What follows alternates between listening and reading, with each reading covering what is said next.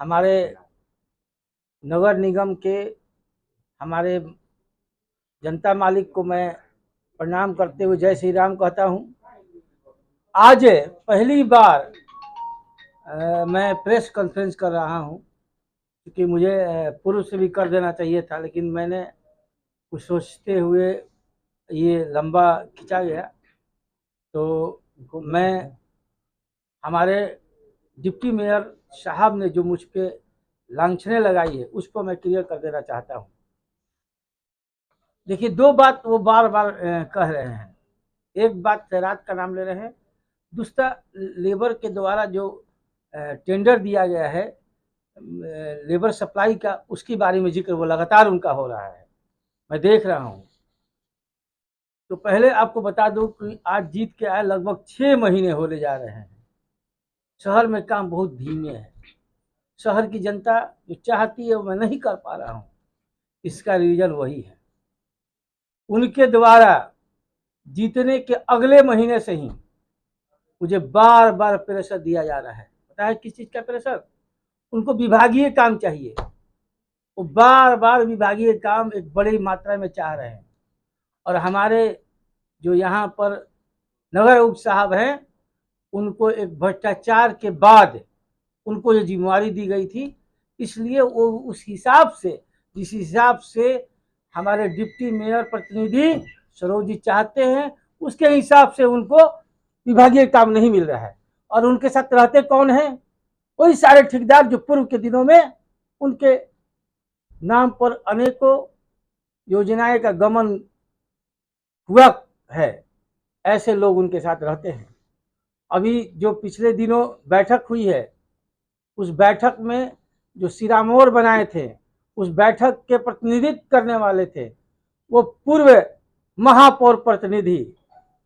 मैं क्या कहूं, उनके बारे में पूरा शहर जानता है कि वो महापौर प्रतिनिधि रहते हुए उन्होंने कितने बड़े बड़े घोटाले का साथ दिया है। और मैं एक चीज और दिखाना चाहता हूं कि मैंने उनके वार्ड में एक बार विजिट किया और लोगों से जाना, तो मुझे पता चला, मुझे तो ये पता था कि दूसरे वार्ड में काम बिना काम के पैसे निकल गए, लेकिन मैं उस वार्ड में गया तो मुझे लगभग 8 काम ऐसे मिले जो कि पैसा निकल चुका उनके वार्ड में। वो वार्ड पार्षद भी थे और मेयर भी थे। ऐसे लोग वो हमारे अभी के डिप्टी मेयर प्रतिनिधि उनके साथ बैठकर और वो उस कार्यक्रम को ऑर्गेनाइज करा रहे हैं।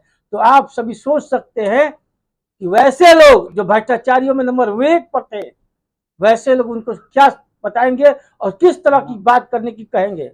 और वही लोग और उनके इशारे पर ये मिलकर मुझे प्रताड़ित कर रहे हैं। आपको बता देता हूं, मेरे पास सारे ऐसे प्रमाण हैं जिनके द्वारा वो, चाहे वो मोबाइल पर उनके मित्रों के द्वारा मुझे फोन करके दबाव बनाया जा रहा हो कि इतना कमीशन चाहिए, ये शराब दे दीजिए उनको, ये शराब की वसूली करेंगे। लगातार प्रेशर पर प्रेशर बनाया जा रहा है। लेकिन मैं आप सबको बता दूं, मैं किसी के प्रेशर में पड़ने वाला नहीं हूं और ना ही किसी से डरने वाला हूं। और जब जब बोर्ड का बैठक होता है, जब जब बजट की बैठक हुई, तब उनके द्वारा गुंडों को बुलाया जाता है नगर निगम में और मुझे जान से मारने की भी धमकी दी जाती है। मैं अभी कल एसपी साहब और डीएम साहब को इसका आवेदन दूंगा। मेरे पे खतरा है। मैं पूर्व एसपी साहब को भी बता चुका हूं कि उनके द्वारा मुझे दबाव लगातार बनाया जा रहा है। मैं व्यवसायी वर्ग से आता हूं, मैं कोई दबंग आदमी नहीं हूं। व्यवसाय करना ही जानता था, मैं कभी ठेकेदार और जमींदार वाला काम नहीं किया हूं। और यहाँ वो लगातार वो ठेकेदार हैं और जमीन की खरीद बिक्री करते हैं और सबको पता है कि जमीन का खरीद बिक्री करने वाला एक बहुत बड़ा दबंग होता है। तो मैं एक व्यवसायी हूं और उस दबंग से मैं नहीं लड़ पा रहा हूं, इसलिए मैं आपके समक्ष यहाँ बैठा हूं। देखिए, अनेकों कार्य है जिसका लिस्ट मैं आप लोगों को दे रहा हूं। वो लिस्ट आप पढ़ेंगे, वो पूर्व के महापौर प्रतिनिधि के साथ मेरी भगत में ये काम उनके वार्ड में हुआ है, उसका लिस्ट मैं दे रहा हूं। और भी बहुत सारे कागज है मेरे पास, उसका भी अब जांच शुरू करूंगा। मैं सोचता था कि पूर्व के कांड में फंस जाऊंगा तो विकास शहर का नहीं हो पाएगा, लेकिन मैं इसी सोचकर मैं आगे बढ़ता जा रहा था। लेकिन उन्होंने मुझे बार बार ऐसा मजबूर कर दिया कि मैं पूर्व के कार्यों का जांच कराऊं और इसी काम में मैं लगूंगा। मैं जितने घोटाले हुए हैं 35 करोड़ से नहीं, 35 करोड़ ही नहीं है, कम से कम 100 करोड़ का घोटाला यहाँ हुआ है उनके राज्य में, उस सारा का सारा चिट्ठा मैं खोलूंगा। आपको बता दूं, शराब की बात करते हैं, उनको शराब क्या होता है उनको अनुभव नहीं होगा। वो कहते हैं कि शराब का रोज वसूली होता है, बिल्कुल वसूली होता है, और वो वसूली का कॉपी मैं मंगाया हूं, आप देख सकते हैं।